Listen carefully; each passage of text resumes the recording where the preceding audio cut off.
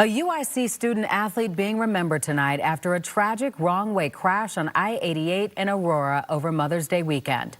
21-year-old Sariyah Watson, a sprinter for the Flames track and field team, was one of 3 people killed. Tonight, her father is sharing who she was and the impact she leaves behind. She lived life to the fullest. She lived life at full speed with the wind at her back at all times, full of energy and just full of life. She had a younger sister that I have to be strong for. She's following in her footsteps. She's also a track athlete, and she's on the way to be a track star as well. I'm sorry. I have to be strong for her and the rest of the family. I was texting her, we were talking the hour before she even passed away. That's why it's hitting hard for me. There's nothing I could do to speak to my friend again, and it feels surreal. I even just raced her on Friday. I saw her at the track meet, So it's just crazy how life works. The last text she ever sent wasn't dramatic. It wasn't emotional. It was normal. She was laughing with her best friend, making plans, talking the way 21-year-olds do late at night when the future still feels endless. And then, less than an hour later, everything went silent. Not because the conversation ended, not because she fell asleep, but because someone was driving the wrong way on Interstate 88 at 4 in the morning, and 2 young women who had their entire lives ahead of them never made it home. This is not a cold case. There is no mystery suspect, no manhunt, no courtroom drama waiting down the line. This happened on Mother's Day weekend, May 10th, 2026, in Sugar Grove, Illinois, and the 2 women at the center of it, Sariyah Watson and Heaven Williams, weren't strangers crossing paths by chance. They were best friends. Same hometown, same graduating class, same track and field team. They grew up running side by side, and they died together. To understand why this story hurts the way it does, you have to understand who Sariyah Watson was before the crash, because the headlines will reduce her to a statistic. But that is not who she was.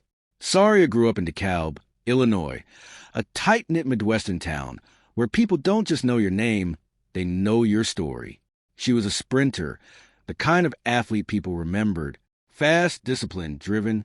But what stood out most wasn't just how she ran. It was how she lived.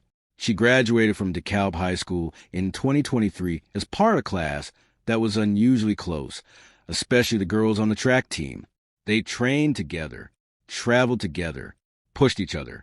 And 2 of them, Sariyah and Heaven, were inseparable. After high school, Sariyah carried that momentum straight into college. She joined the women's track and field team at the University of Illinois Chicago, where she competed as a sprinter and steadily built her role on the team. Off the track, she majored in sports management. She wasn't drifting through college. She was intentional.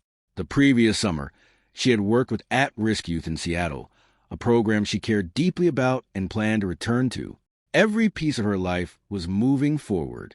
The people around her noticed. Teammates described her as funny and easy to talk to, the kind of person who made you feel comfortable instantly. Friends back in DeKalb talked about her laugh, the kind you recognize anywhere. Her father once said she was like a flame, that when she walked into a room, it felt warmer. And that wasn't just grief talking. Everyone who knew her said the same thing in different words. She made life feel lighter.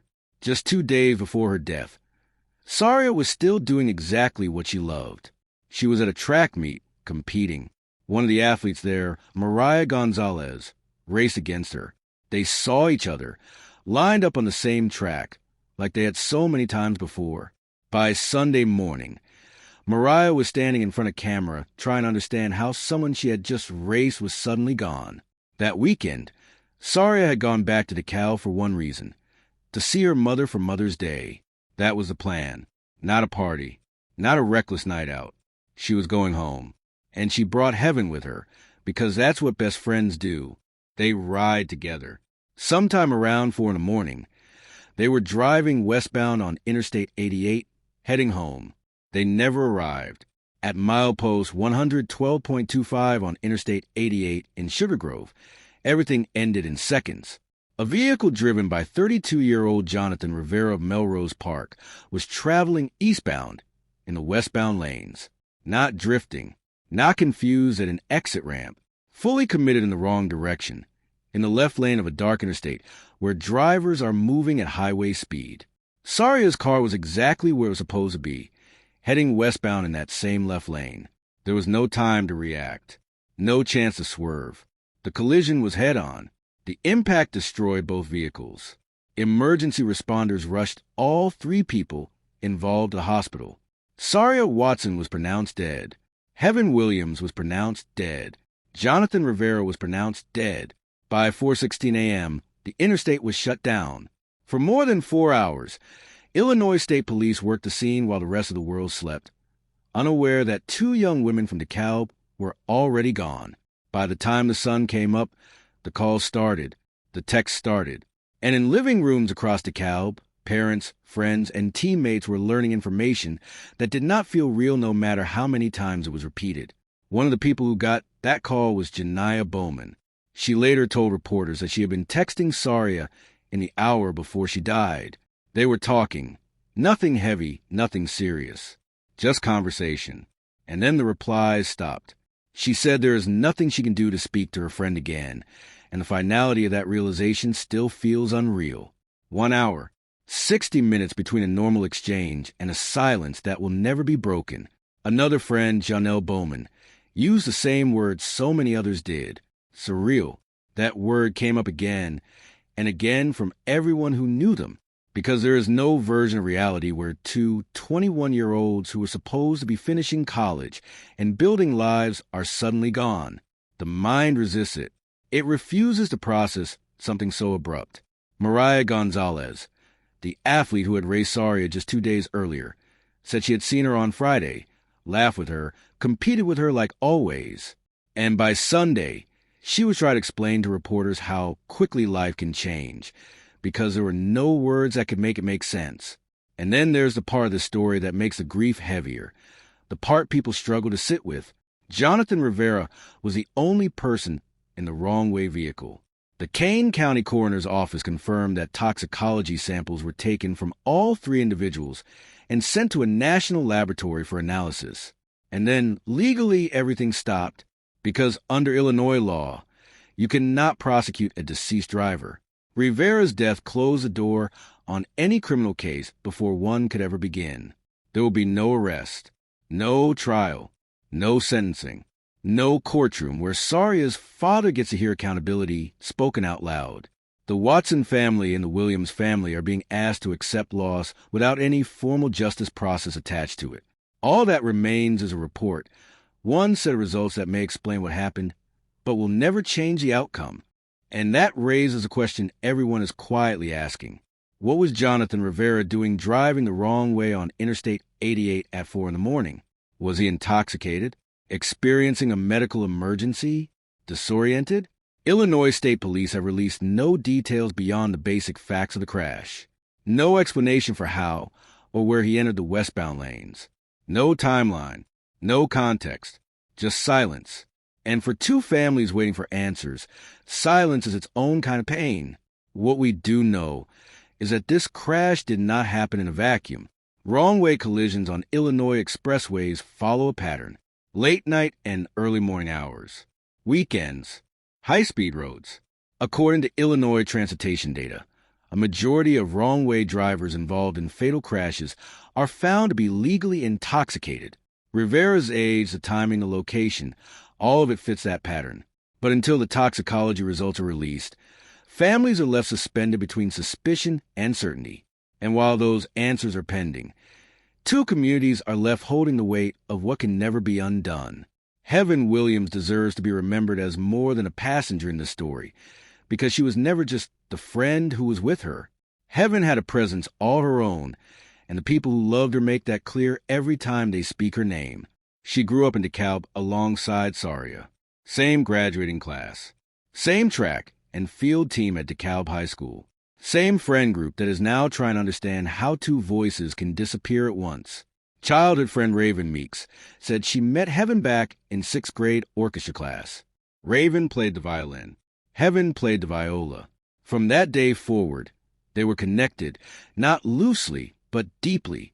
The kind of bond that survives middle school awkwardness, high school pressure, and the quiet shifts that happen when people start becoming adults. Raven wrote after the crash that heaven was always happy, that no matter how heavy a room felt, heaven could walk into it and lift the energy without effort. She said heaven's laugh was contagious, that she had one of the purest hearts she had ever known, and those words echoed what so many others said. Heaven made people feel good just by being near her. She didn't need to try. That was simply who she was. Two young women, same hometown, same class, same night, gone. The people left behind are not just grieving. They are trying to live inside a reality their minds have not fully accepted yet. That is why so many of them keep using the same word, surreal, because the loss was not gradual. There was no illness, no warning, no time to prepare. One moment they were here, and the next, they were not. Sariyah's father, Antonio Watson, has spoken with a quiet honesty that cuts through the noise. He said he cannot understand how someone ends up driving the wrong way on a highway. He said those words plainly. How does that even happen? And then he said something that stopped many people cold. He said there is no script that can be written to help someone accept a loss like this. No language that fits. No sentence that makes it survivable. That is a man searching for words where none exist. He also spoke about Sariyah's younger sister, the one still running track, the one following the same path her big sister carved.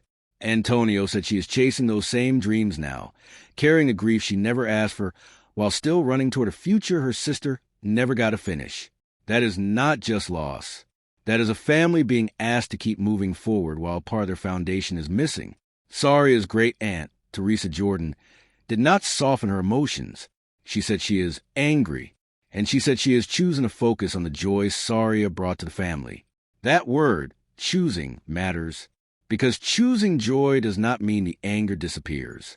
It means refusing to let the anger erase the memory of who Sariyah was.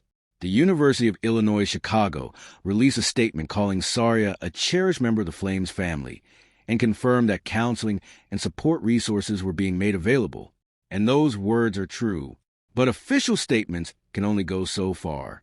They cannot capture the teammate who lined up next to her on a track Friday and was grieving by Sunday. They cannot capture the friend who was mid-conversation with her an hour before she died. They cannot capture a younger sister lacing up spikes knowing her biggest supporter will never be in the stands again. A GoFundMe created for Sariyah's family raised more than $17,000 in 2 days. Another was created to help cover Heaven Williams' memorial and cremation expenses. A balloon release was planned at DeKalb High School, the same school where both women graduated just 3 years earlier, the same track where they once ran side by side. It wasn't just a tribute. It was a community trying to do something with the pain that has nowhere else to go. And this is where the story forces an uncomfortable truth. Jonathan Rivera's toxicology results are still pending. When they come back, they may confirm what the circumstances strongly suggest, or they may complicate the narrative further. But what they will not do, no matter what they show, is bring accountability in the traditional sense. There will be no charges, no trial, no verdict. Illinois law is clear. You cannot prosecute someone who has died. So the Watson and Williams families are being handed facts without consequence and told this is where the road ends.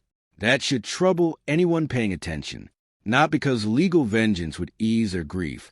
It would not, but because these families are being denied even the structure of justice. There is no courtroom where responsibility is acknowledged, no formal moment where what happened is named and answered for, just silence in a report and lives permanently altered. So what remains is legacy. A 21-year-old sprinter who was heading home to her mother for Mother's Day, a best friend who played the viola in 6th grade and grew into someone everyone described as light itself, a father searching for words, a sister still running, a town carrying 2 empty spaces where laughter used to be. Sariyah Watson was not meant to be a headline. She was meant to be a graduation photo, a career, another season, another drive home. Heaven Williams was not meant to be a fundraiser. She was meant to keep showing up with that contagious laugh. They were both meant to have more time. If this story stayed with you, share it, not for attention, but for memory, for Sariyah, for heaven, for every family waiting on answers that will never feel like justice. And if you're still here, ask yourself what accountability should look like when the law says there is nothing left to do. Because sometimes telling the story is all that's left.